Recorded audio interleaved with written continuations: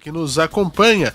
Vamos falar justamente um dos assuntos que Eduardo Bolsonaro tocou nessa entrevista aí no programa Pânico, foi justamente a CPI da Covid, né? E nós temos aí ministros convocados para esclarecimentos. Nós vamos conversar agora com Daniel Lamounier, professor de Direito Público, para falar sobre essa situação. Já está aqui conosco, professor, seja muito bem-vindo.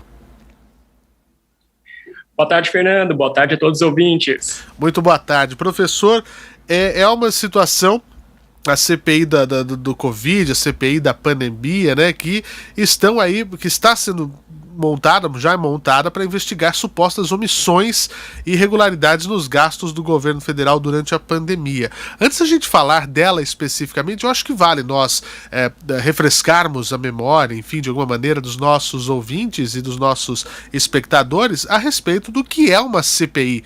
Às vezes a gente ouve muito falar isso, né? Mas uma CPI é uma ferramenta do legislativo, né? Quando é no município, o vereador também pode fazer, só que aí é uma CEI, é outro termo, né? É o legislador fazendo o seu papel, né? Que é de investigação, é isso, doutor?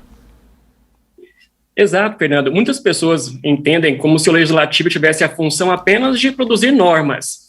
Só que uma outra função que é típica do poder legislativo é fiscalizar a administração pública. E nessa atividade de fiscalização, pode-se criar essas comissões parlamentares de inquérito para verificar se o dinheiro público foi bem gasto, se as políticas públicas estão sendo bem executadas. Agora, falando da CPI da Covid, né? Nós temos algumas situações. Houve uma questão de que o presidente então falou, então vamos investigar também governadores, vamos investigar também prefeitos, o dinheiro que a gente deu, será que foi para isso? Aí querem que se investigue as ações do governo federal, dos ministros da saúde que passaram, afinal de contas, nessa pandemia nós tivemos grandes trocas, agora está o Queiroga na pasta, né? Então o objetivo é averiguar se houve financiamento inclusive de contratos de ações de publicidade durante a pandemia. O que a CPI da Covid quer? É muita coisa, não é? É uma CPI diferente de outras que nós já vimos por aí, até por ser um assunto que ainda estamos vivendo, né? Excelente, Fernando. O primeiro ponto, já falando sobre o que pode ser investigado, nós temos que entender que o Congresso Nacional, e a gente separa o Senado Federal, pertence à pessoa jurídica União. Por isso, o Congresso Nacional fiscaliza o dinheiro público federal. Se eu quero ter uma investigação ampla sobre estados e municípios, eu tenho que acionar o legislativo dos estados e dos municípios.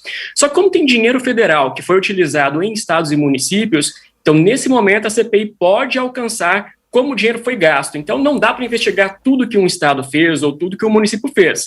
Só vai investigar a CPI do Senado onde entrou dinheiro federal. Aquilo que era dinheiro estadual ou dinheiro municipal, aí compete ao legislativo de cada um desses entes fazer a investigação. Só que como você toca no ponto falando sobre amplitude, uma coisa é fato. Quanto mais coisas a gente coloca para investigar, a gente perde a força da investigação.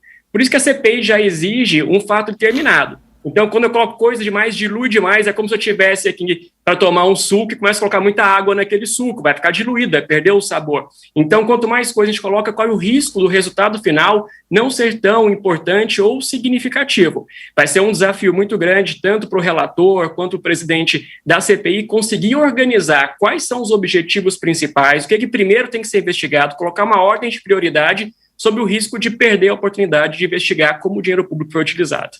Bom, então vamos por partes. Os senadores aprovaram a convocação de 3 ministros da saúde, né, dos ex, e também do atual, Marcelo Queiroga, além do presidente da Anvisa, Antônio Barra Torres. Olha, Daniel, o que a gente pode trazer disso daí? Eles vão querer ouvir e vão perguntar o que eles fizeram nesse tempo, como foi o trato deles da questão da pandemia dentro do próprio ministério com o presidente Jair Bolsonaro. O que a gente pode esperar dessa convocação? E, pergunto, uma convocação de uma CPI, a pessoa ela é obrigada a se apresentar? No caso, nós temos aí os 3 ex-ministros da saúde, da gestão do presidente Bolsonaro, seriam ouvidos já na terça-feira, dia 4, o Luiz Henrique Mandetta e o Nelson Teich, e na quarta-feira, dia 5, o Pazuello, e o Queiroga e o Barra Torres da Anvisa na quinta-feira, dia 6.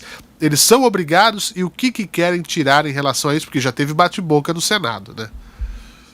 É a verdade, né? Se observarmos as últimas reuniões, as duas da comissão, já houve muita divergência entre as bases, né, a base mais aliada ou aquela que é de oposição e os tidos como independentes.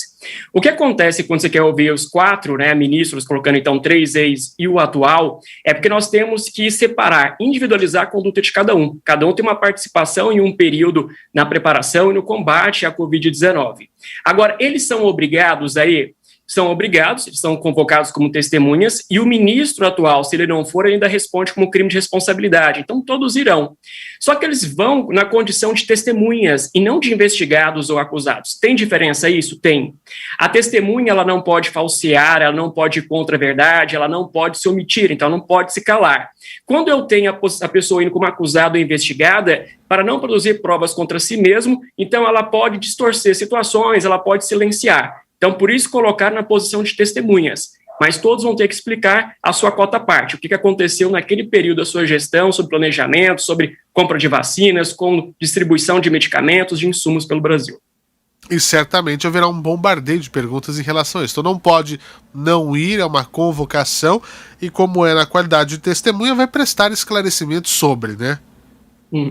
É esse o ponto. Exato, e se acontecer de alguém não ir, no caso deles eu não acredito que isso vai acontecer, mas imaginar um outro servidor público, uma outra pessoa que se negue a participar, então, da CPI.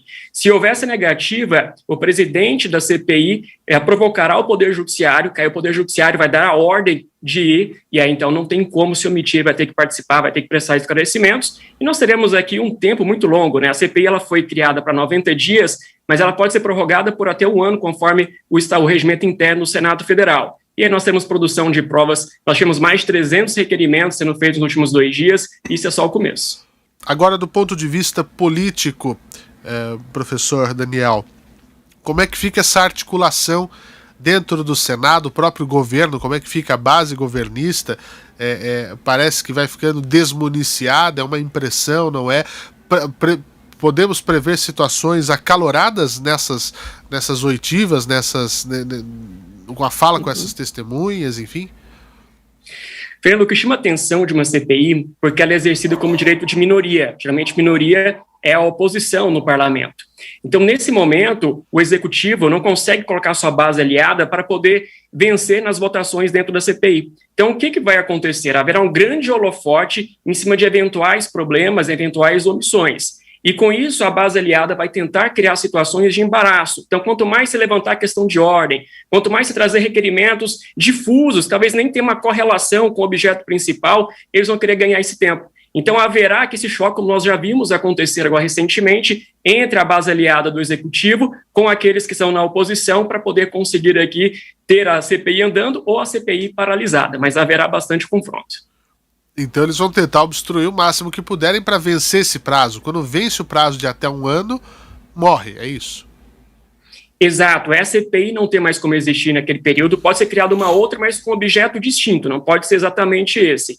Então a tendência é você ficar enxugando gelo, ou seja, criando situações para poder embaraçar a CPI, porque depois nós temos o prazo fatal de 1 ano, e aí ela não poderia ser mais prorrogada.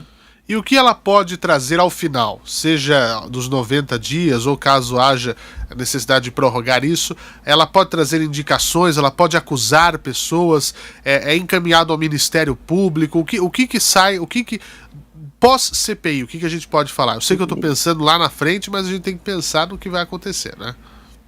Claro, uma excelente pergunta, e nós já tivemos outras, né, que chamaram muita atenção. Nós tivemos, só pensando aqui, voltando um pouquinho no tempo, nós tivemos aquela do caos aéreo, tivemos do bingo, sempre tivemos, né, CPIs em governos diferentes que trouxeram muito, assim, muito ruído, né, saiu muito controle social.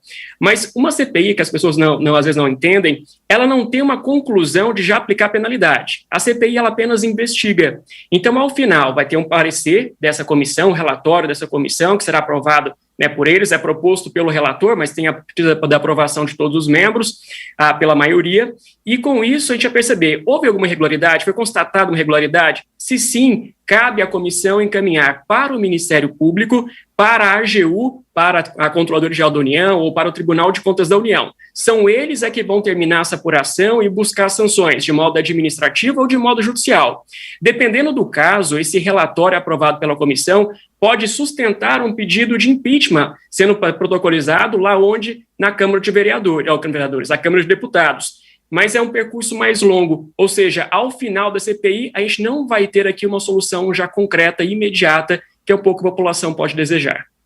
Esse é o ponto fundamental. E você acha, professor, que, de alguma maneira, com o andar da CPI, outras podem começar a surgir nos estados, via assembleias legislativas ou nos municípios, pode suscitar, de repente, de uma fala que é feita em Brasília, levantar uma questão em algum estado X ou Y, no município X ou Y? Sem dúvida, quando a gente olha para o Congresso Nacional, ele acaba sendo um símbolo para estados e municípios. Então, nós teremos agora uma grande divulgação pelas mídias, e isso começa a provocar nos moradores de estados e municípios, mas e no meu estado? E no meu município? Como que está a investigação? Como está a apuração? E um outro ponto é que, como as CPIs ganham muita divulgação, e o ano que vem nós temos eleições, a tendência é que deputados e senadores, deputados estaduais, e também pegando vereadores, todos aqui vão querer buscar um pouquinho mais de janela de holofote. Então pode aparecer até uma na Câmara dos Deputados, pode aparecer em Assembleia Legislativa, na Câmara Legislativa do Distrito Federal e na Câmara de Vereadores. Então vai ser uma tendência para o ano que vem. É que se abre agora, fica muito distante da eleição. Então a gente deve começar a ter mais CPIs sendo instaladas a partir do final desse ano e começo do ano que vem. E nós vamos então ficar de olho com essa situação. Vamos observar o que acontece em Brasília e também pelo Brasil. Eu queria agradecer muito a você, professor Daniel Lamounier, professor de Direito Público, que falou aqui sobre CPI da Covid, os ministros sendo convocados, o que pode acontecer. Vamos continuar observando tudo isso. Muito obrigado, viu, Daniel? Eu que agradeço, Fernando. Boa tarde, um ótimo trabalho para vocês. Muito obrigado e volte sempre.